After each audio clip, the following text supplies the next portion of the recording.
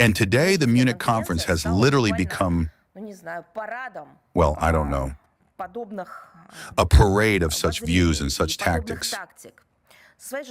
For our part, in the context of topics concerning both Norway and the Arctic, we consistently oppose escalation in the Arctic and advocate for preserving this region as a space of international cooperation and peace. And you know, again, we will return to the topic of Munich. I would like to say a few words about the Arctic. Much is being written, said, and commented on about this now. I understand that the topic of the Arctic prevents many of our colleagues from sleeping peacefully. They make confrontational statements. And this region is already being used in their so-called narratives as a zone of conflict potential. It has already become a habit to justify practically any of their actions in an absurd manner by citing the so-called threats allegedly emanating from Russia.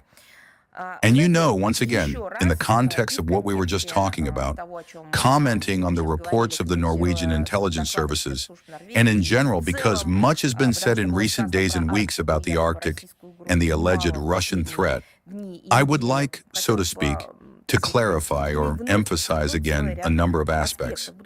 Being the largest Arctic power, Russia is interested more than anyone else in maintaining peace and stability in the high latitudes. This goal is enshrined in the foreign policy concept of the Russian Federation and other relevant strategic documents and remains our priority, regardless of fluctuations in the geopolitical situation. Our country is invariably open to a mutually respectful dialogue with everyone who is ready for constructive interaction in the Arctic, demonstrates commitment to international law and the politico-diplomatic solution of issues arising in the region. It is important that Russia's dynamically developing cooperation in the Arctic with foreign, including extra-regional partners, is not directed against other states. Its goal is the sustainable socio-economic development of the region, improving the quality of life in the north, caring for the unique Arctic environment and the heritage of indigenous peoples.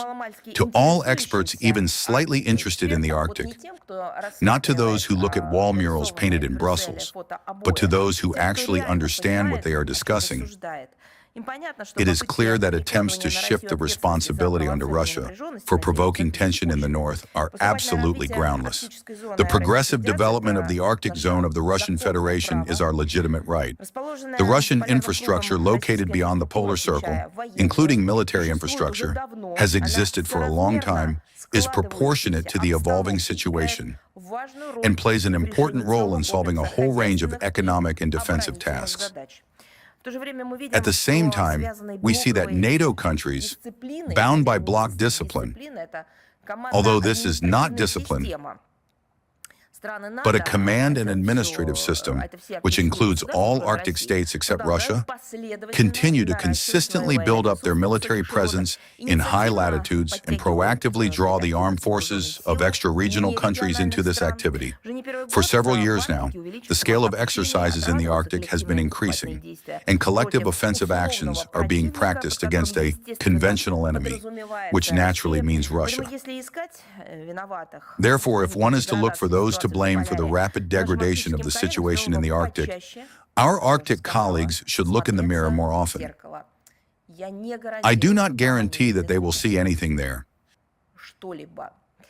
specifically their own reflection. But Russia and China will certainly not be there.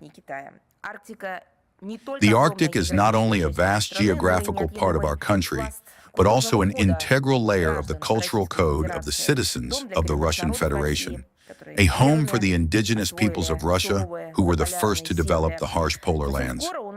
Very soon we will have another occasion to remember this. On February 28th, Arctic Day is celebrated in Russia. Our country firmly adheres to a course of responsible development of the far north, relying primarily on its own strengths, and shows constant concern for the well-being of its residents and the environment. Therefore, any attempts to interfere with this are doomed to failure.